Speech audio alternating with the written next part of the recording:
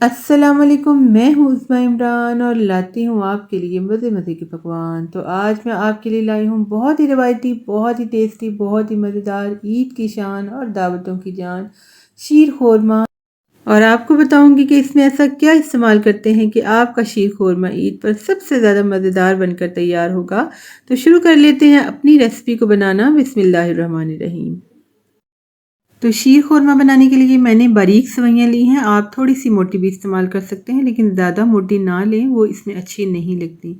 इनको मैंने लंबाई में छोटा छोटा सा कर लिया है ताकि ये खाने में आसान हो। नट्स ले लिए हैं जिसमें शामिल है छुआरे। छुआरों को मैंने बिल्कुल बारीक बारीक सा इस तरह से काट लिया है। और ये गिरी है मेरे पास, इसको भी मैंने बारीक स्लाइसिस में कर लिया। मेवा लिया है मैंने। इसके अलावा हम इसके अंदर डालेंगे स्लाइसिस में कटे हुए बादाम। अच्छा, आप ड्राई फ्रूट्स को अपनी मर्ज़ी से भी डाल सकते हैं। इनमें से अगर आपको ये नहीं पसंद तो आप इसको स्किप भी कर सकते हैं। ये आपकी अपनी मर्ज़ी पर है कि आप क्या डालना चाहते हैं। अगले स्टेप की तरफ चलेंगे तो अब हम बनाना शुरू करते हैं सेवइयों को। इसमें थोड़ा सा हम पैन में डालेंगे देसी घी। इसको खुशबूदार सा बनाने के लिए, जायकेदार सा बनाने के लिए, और इसमें हम डाल लेंगे अपने ड्राई फ्रूट्स और इनको 20 सेकंड के लिए हम इसके अंदर रोस्ट कर लेंगे। बहुत ज़्यादा हमें रोस्ट नहीं करना।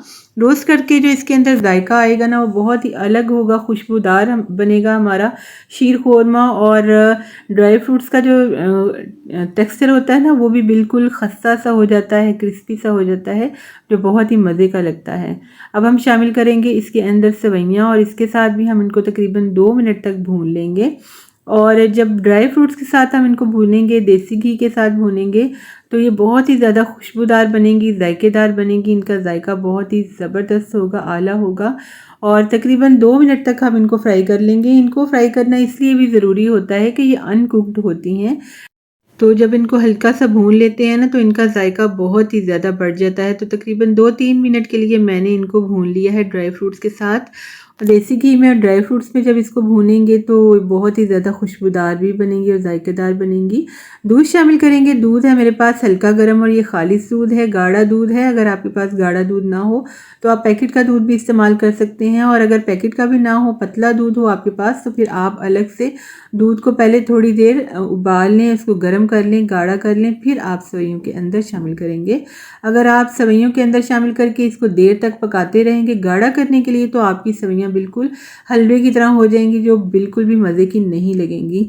तो सेवइयाँ पकना शुरू हो गई हैं। हमें इनको ओवर कुक बिल्कुल भी नहीं करना है, क्योंकि ये बारीक सेवइयाँ हैं। ये 2-4 मिनट में ही गल जाती हैं, कुक हो जाती हैं।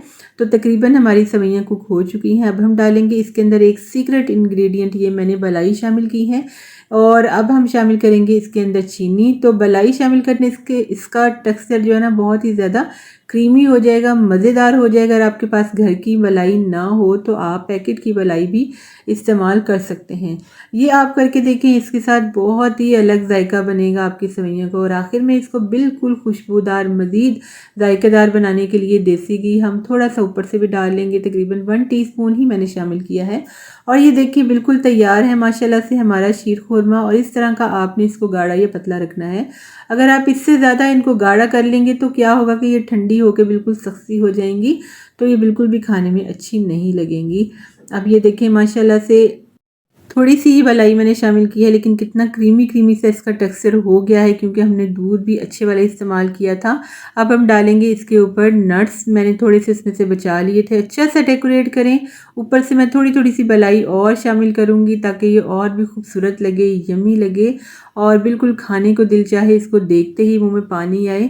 तो चलें जी, ईद पर ये बनाएं। आप सबसे ईद की मुबारकबाद भी वसूल करें, ईद की खुशियाँ दुबाला करें और सबसे तारीफ़ें पाएँ ये मज़ेदार सा शीर खोरमा तैयार करके।